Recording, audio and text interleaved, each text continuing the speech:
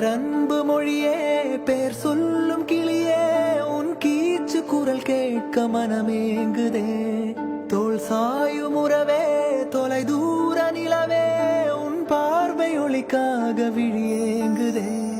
2 மாதம் கருவோடு தாங்கும் அம்மாவின் வலி கூட தற்காலமே. காலங்கள் தோறும் கருவோடு தாங்கும் அப்பாவின் வலி என்ன